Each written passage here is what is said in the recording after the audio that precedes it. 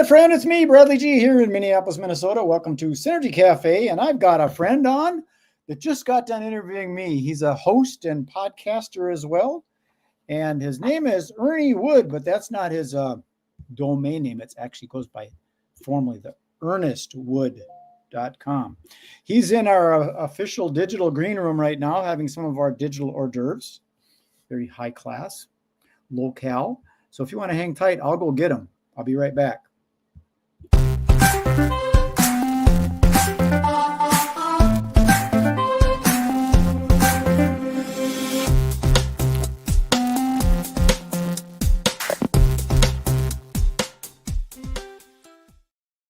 There he is. Hey, Ernie, how you doing? I am fantastic. All filled up with those digital hors d'oeuvres. We're good to go. Yeah, they're very fulfilling, aren't they? It's very. You don't get too full. It's all digital, all good. just enough. Crazy, I'm telling you. Well, this is gonna be kind of fun because I learned a little bit more about you as we were talking earlier. And where did we meet? Did we meet on like a podcasters group or something like that? I believe so. Yeah, I saw you posted something about the MagicBrad, and I was like, oh, let me check this guy out. What the heck is that? I found you quite interesting. So we've chatted quite a couple of times now. There we go. Yeah, it's hard to tell nowadays where you met people with this new digital thing. And it's like you go to an event, a live event, and you go, you look familiar. Where did we meet? And all of a sudden you go, we haven't met. You probably saw me on Facebook or something. I've never met you before in my life. But we've met digitally a few times now. So that's good. Even on the good old phone. Yeah, we were all jacked up the first time we tried to talk, right? So we're going to be talking a little bit about long, happy life and the legacy journey to joy and happiness. I've got your domain name on here too. I want people to be able to find you. For those that can't spell, it's Ernest Wood, just like that, WOOD.com. Are there any other places they can find you? Are you on social media and stuff, Ernie? Yeah, I have a TikTok, Facebook, and stuff like that.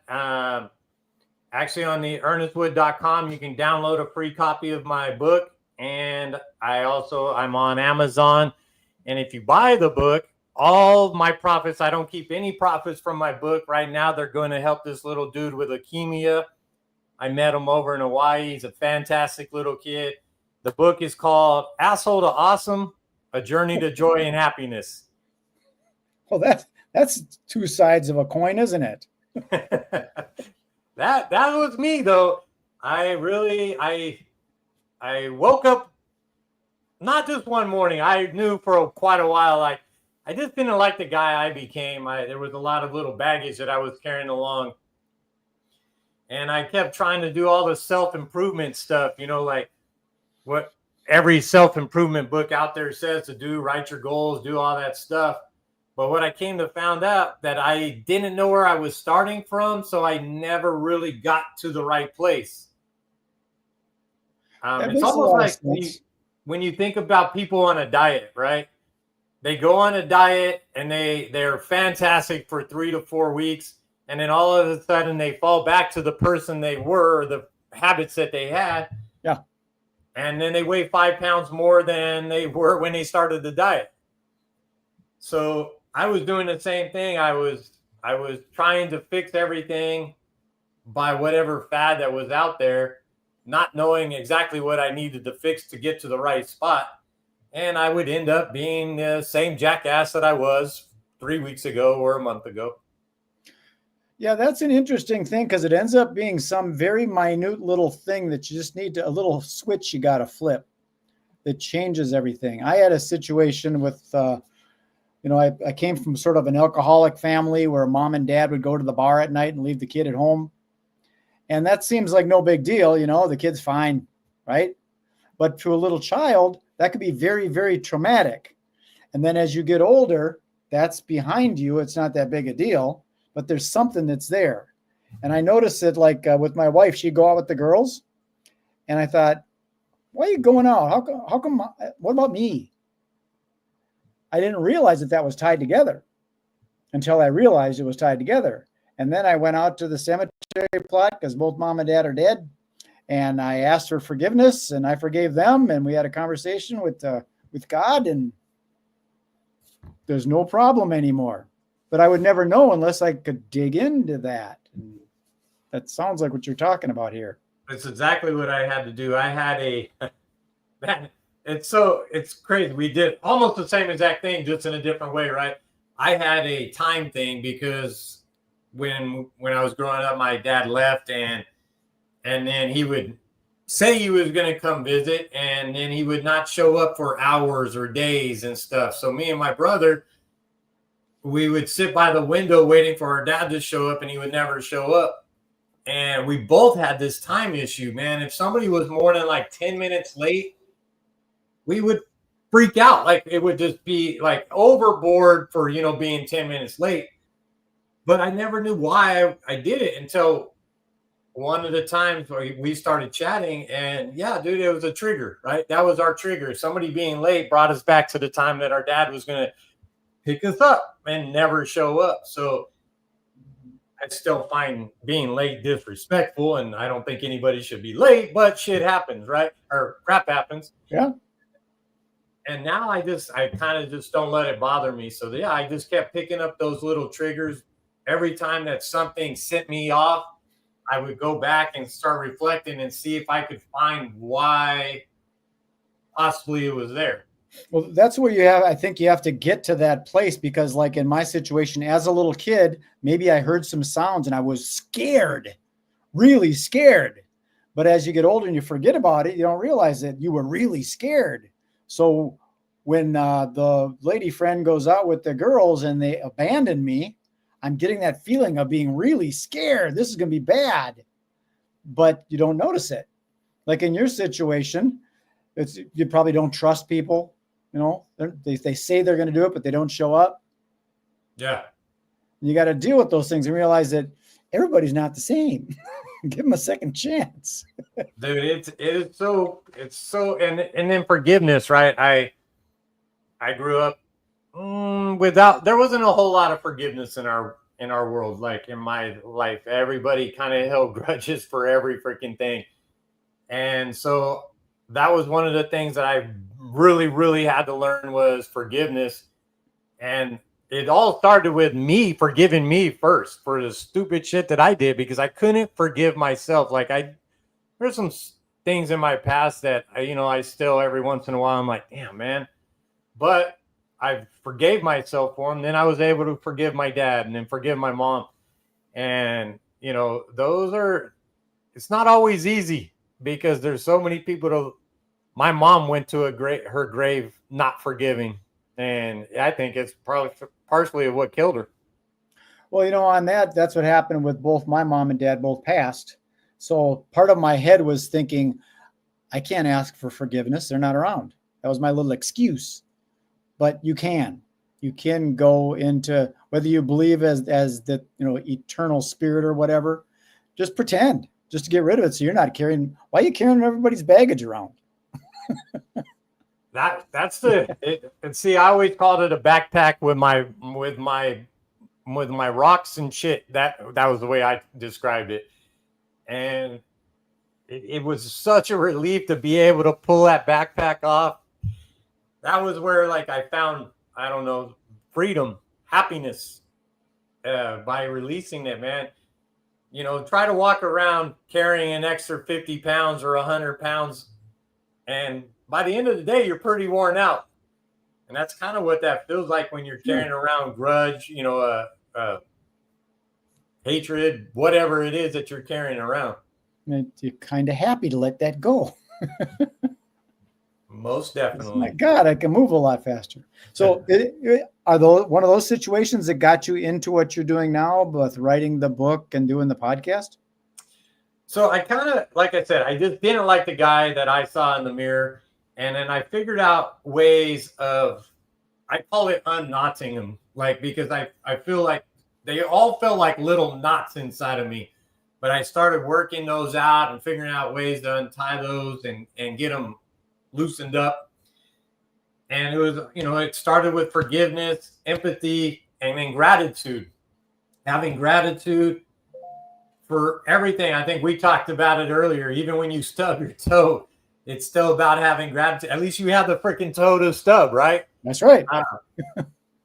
And I got those things, and then I started learning a lot more about like how like physiology drives psychology. So I really went to work on like my breathing. I'm a big advocate of conscientious breath, because so many of us walk around, we're mouth breathers nowadays. We do all kinds of bad crap. We don't watch what we eat. We don't hydrate properly. We don't get enough movement, and we don't get enough sleep. And when you don't have those 5 things working right, it's hard to get to any place else. If your brain's not working properly, it's hard to forgive. It's hard to be able to have gratitude. So you fix those little things, and then all of a sudden everything else starts falling in place. And I found a lot of guys are screwed up in that area, and not just guys suppressing it all. Yeah, we suppress it, and then we forget about taking care of ourselves, like, because we're so busy in the rat race of, chasing what everybody else thinks we should be chasing. Like, kind of like you earlier, right? Somebody told you to go get a job, so you chased that crap for a few years, and you finally figured it out. That's not what you wanted to do. Mm-hmm. But most guys, we get into the job and we just stay there, even though that we know we hate it, or we don't like it. It's not what we want to do. And yeah, you gotta make money to survive, but you gotta also take care of yourself in those 5 things, especially to even have a chance to succeed overall. You get comfortable in the job. You get complacent with it. You know that the alarm clock goes off. You take a shower. You jump in the car, and it gets to be an easy pattern. But there's something that's missing. Yeah. And when you look around in our world, everybody's missing, or a lot of people are missing a lot. I mean, there's a guy that I follow a lot of his stuff, Brian Johnson. He says that it's not good to be average in a profoundly sick world. And it almost sounds negative, but when you look around, I mean, 70% of the people are overweight or obese. 50 to 60% people live in a constant state of dehydration. 50% of the people are like, don't even know how to breathe. Like, more than that, don't know how to breathe, but 50% only breathe through their mouth nowadays. Our food, like everything, it's just people aren't getting enough amount of sleep. Well, it was breath work that got me to that realization of the abandonment issue. Yeah. Because if you think about it, you can go a while without food, you can go a while without water, but you can go about, maybe 9 minutes without breath. Damn, 9 minutes? Well, David Blaine, he's doing something like that where he figures out how to just chill. Yeah, some of the great ones, like I do Wim Hof breathing. That's my big. I do it every single day. I absolutely love the feeling of it. But I actually cured depression. Depression ran in my family horribly. I had an uncle kill himself. My grandma basically withered away with it. My mom had it. My brother and I both had it. But I started doing the Wim Hof breathing and some meditation. I haven't had a day of depression in over 3.5 years when I started it. And it was like, a doctor told me I needed some medicine to, cure it. Well, I think breathing is a thing where you got to inflate those lungs and at least get those muscles working, because you get all these people on those CPAP machines because they're mouth breathers. Now they need a machine to help them breathe. Maybe you got to take some deep breaths once in a while and get them muscles up so it can, when it's just sleep breathing, it's okay. But when you're sleeping and you're working at it to try and get the, it's like inspiration. That's spirit. That's like breath. That's like, you got to have all that. I also think what is important is stretching to keep the muscles loose and the blood vessels so that the crap can flow through. Yeah, I'm a huge believer in that. So I do 300 push-ups every single day. I've done them for almost 200 days straight now. And then I do 3 days a week. I do like some kind of heavier weights, full body workout. And then I do a lot of stretching. I've gotten into yoga and stuff like that.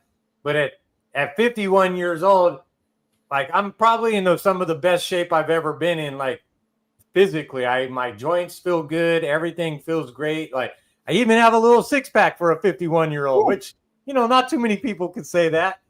And it's just, it's fun, man. And that's where I've found that, like, that's where my little happy spot is being able to be fit. And me being fit helps me keep that happiness, right? Like I'm able to, when I know everything's working better, my brain is working better. I give it the best opportunity to have the best day possible. So are you sometimes getting to that place where, dang it, I couldn't get my 300 push-ups in? You always get them in? One day we flew to, where did we fly? Oh, we flew down to Puerto Vallarta. I got up at 3:00 in the morning or 2:00 in the morning to drive down to Tijuana to go across the border, got onto the plane. By the time we got to the hotel, it was 7:00 at night. We still had to eat. So I went and ate, and I got in at 9 and I got my 300 push-ups in. So there's not a day that I will not, I have to do it. And that's one of those little things, right? It's discipline and making yourself uncomfortable, because it's a growth. Every time you do something that you don't want to do, you get a little stronger in other aspects of your life. Let me ask you this. Let's say, for example, for some reason you couldn't do it. Would that bother you if you missed a day? It would probably, like, honestly, that would, yeah. That's one of those little things I've been working on also, because it is a thing. Like, shit happens, right? Like, stuff happens in life. But for the most part, I set up my life where I know, like, I'm going to be able to do it. And if I didn't do it, I would just do it tomorrow. Well, there you go. You just do 600 tomorrow, right? Make up for it. Yeah, I got a buddy that goes for a walk every day, and he's been doing his like 2,000 walks every day. He goes for a little walk. If he's in a hotel, he does the walk, and he does a little video as he's walking along, talking to people. Bill Herman, he's up here and hasn't missed a day. Impressive. And the funny thing, and this is what I was chatting with a buddy this morning, and we were talking about discipline, because you don't want to, like, there's probably 70% of the days now I'm like, I don't feel like doing these stupid ass 300 push-ups. But I set a goal. I set this is what I'm going to achieve. I want 100,000 in a year. And I'm going to do it, because, like, achieving things that are hard and being uncomfortable and doing stuff when you're uncomfortable doing it, it's all growth. And I'll tell you what, it's changed my life in a way that I know that I can accomplish anything that I really put my mind to and want to do. All I have to do is show up, be consistent, and every day get a little bit better and just keep moving forward. Do you coach people into that and help them through if they go, I want to get in better shape, Ernie? What do you think I should do? Do you help people out with that? Yeah, that's actually what I do is I coach men. I always, the easiest way to put it, like, I help men look in the mirror and go, I like that freaking guy. I like me. Okay. The cool thing is, all I do is hold them accountable to the stuff they already probably know they should be doing. And I'll give you a quick story of, like, this last gentleman that I'm working with. Fantastic business guy. He helped me a lot with my marketing and all that stuff. But he was just not feeling right. I asked him, I'm like, hey, how do you feel from a 1 to 10? Like, no BS. Don't give me some fluff. Don't give me, the woe is me. How do you feel? And he's like, a 1. I'm like, dude, you feel a freaking 1. Like, seriously, a 1. He goes, yes, man, I have brain fog. I'm bloated all the time, blah, blah, blah, blah, right? So we start picking apart his day, and there was just little things. Like, the biggest thing, he wasn't getting enough sleep. But we can't go in and just fix his sleep right away. We just can't magically make him have 7 to 8 hours of sleep, because everything else was jacked up. So what we did was we figured out that his nutrition was way off. He wasn't getting enough protein, no good fats.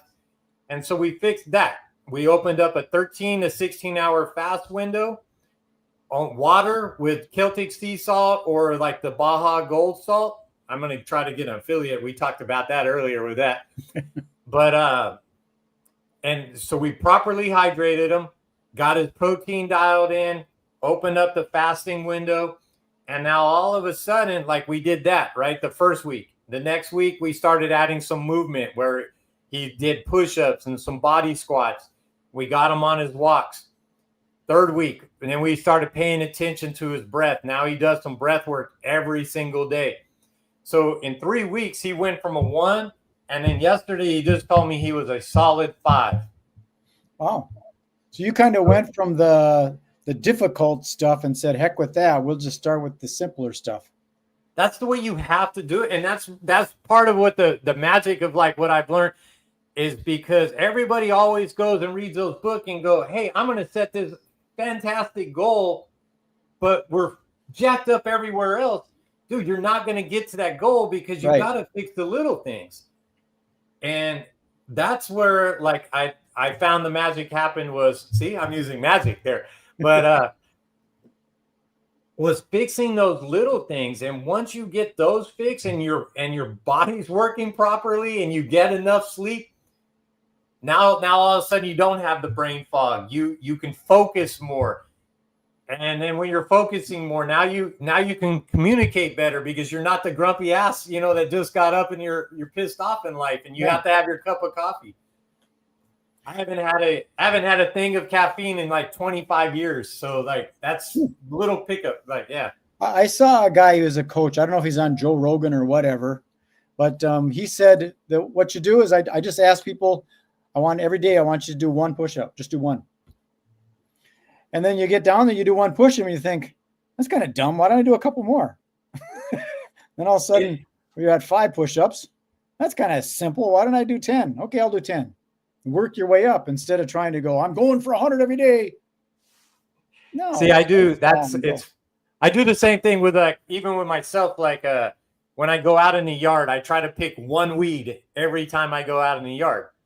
And usually if you pick 1 weed, right, you're going to pick 3 or 4. And then you go out there enough and all of a sudden, holy crap, the backyard's weeded. Yeah. I do a similar kind of thing, walking around the yard and you see some sticks to pick up. I don't maybe carry them all the way to the bin, but I'll bring it closer to the bin. So next time I can get it into the bin. Yeah, do something for crying out loud, right? So we've gone for about 23 minutes here. I don't know if you want to go on longer, if you want to share something, some Ernie wisdom. Only wisdom, I mean, the biggest thing is you got to find happiness within yourself. You can't find it outside of you. The only things that you can truly control in this world is what you think and how you respond. And yeah, and if you find yourself in that tough situation, sometimes it's good to get like, honestly, I was always an anti kind of coach guy. And then I figured it out, the best people in the world, the best players, the best athletes, the best actors, the best CEOs, everybody's always had a coach to get to that top spot. Well, I'll close this off with a little story that, because being a magician, I can see behind the scenes, and the coaching thing, sometimes you can see what they're doing. So I end up combating it. So I'm a little bit uncoachable just because of that reason. And, are you familiar with ayahuasca? Yeah. Well, I had a situation that I knew about a place down in Costa Rica from about 10 years ago and been looking at it and things. And I thought, you know what? I used to drink. I don't drink anymore, but because they got that thing in AA, they say, I am powerless over alcohol. And I used to say, I'm not powerless over alcohol. If I ingest it, I'm powerless, but it can sit right next to me and I can say no. So I use that kind of philosophy, thinking that, okay, I need a coach, someone to call me on my bullshit, but I manipulate these real coaches. So I went and I did the ayahuasca ceremony. because once you do the ayahuasca, there's no going back. And I can share that at some other time. I had a very enlightening experience on my ayahuasca journey. So Just recently. it's awesome that you said that, because I've been thinking about trying one. I have never done a drug my entire life. I didn't even try a cigarette. And then about 4 years ago, my buddy said, because I was having some issues, the same issues as him, I couldn't get some of these knots untightened. So I started doing a bunch of research on mushrooms, and I started microdosing, and it helped some. And then I did a couple macro doses, that's where I learned how to actually untie those knots but that was the first few. And then going through that, and then I used breath. The breath was like the ones that got rid of all the other ones. Yeah. But it was mainly because I didn't know how to do it, right? And then I think that mushroom kind of unlocked some of the crap up in my brain. It does. It undoes the neural pathways and allows you to it's kind of like reformatting your hard drive. I'm a huge believer that if done properly under the right circumstances, I used like frequencies. I wasn't doing it to, trip balls or have a party or whatever. I was doing it to fix some stuff. Yep. And yeah, just like how you say ashwagandha. I know the word, but ayahuasca. Ayahuasca. It's AY, I think. Ayahuasca. Yeah, no, we'll have to have a chat about that later. Yeah, there's a place in Costa Rica called Rhythmia, which is a globally recognized medical facility. So it isn't just sitting with some shaman in a hut with a dirt floor. It's actually a very high-end, nice resort. Nice. So yeah, we can have that conversation anytime. I really enjoyed it. It's a trip, and it's not a drug trip. I don't look at it as a drug. I look at it more as medicine. Yeah. And it's something, like I said, I'm kind of uncoachable, and I just got to this situation. What happened was I was on my computer, and then I went in and I started doing dishes, and the Rhythmia came into my head, and I started crying. I thought, what the hell's that all about? So I went and told my wife, I got to go. I'm going. So I went. It was very enlightening. I think the being uncoachable thing, though, it's tough, because as a man, we usually have this ego, right? We all have, and this might not be you, but this is what I find with what was wrong with me, and a lot of other guys, is you just have this ego that you're going to try to pick apart everything they say, and it's all, I can do it better than them anyway. But a lot of times, like I said, you already know what the right thing to do, but it's all about having somebody hold you accountable. Well, that's kind of exactly what I'm saying. And then what I'll do is I will somehow bullshit the coach into that. Yeah, I did that, or I'll lie. And well, see, you're only lying to yourself. That was my problem, right? I'm very aware of it.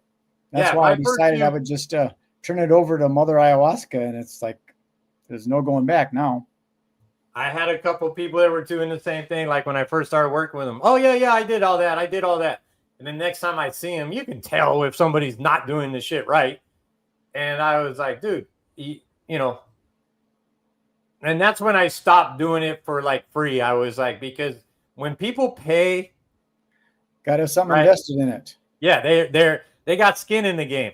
Yeah, and money is energy. And when you got your energy put into the thing, you're pretty much committed. 100%. Yes, sir.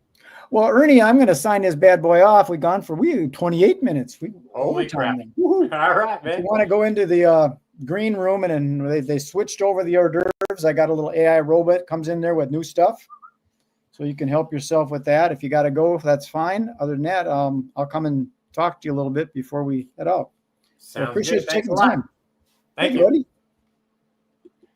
Well, there you got it. His name is ErnestWood.com. That's where it goes. His real name is Ernest, but I call him Ernie. That's just the way it is. And he gave us a little bit of a lesson, a life lesson, long, happy life, and a legacy of joy and happiness. That's what it's all about. From asshole to awesome.